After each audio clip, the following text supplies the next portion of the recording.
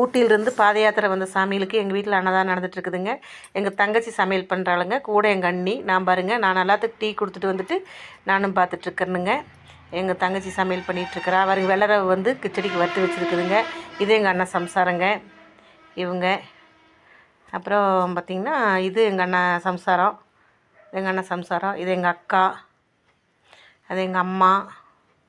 இது பக்கத்து வீட்டில் இந்த அக்காங்க. இது எங்கள் அண்ணன் சம்சாரம்.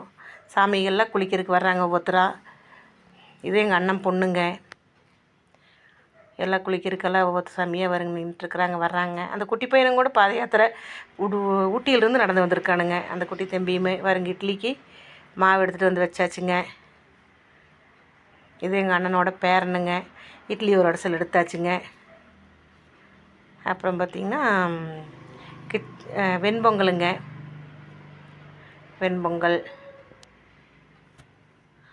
அப்புறம் கிச்சடிங்க, சாம்பாருங்க, பருப்பு சாம்பார், அரசாணிக்காய், கேரட்டு எல்லாம் போட்டு சாம்பாருங்க.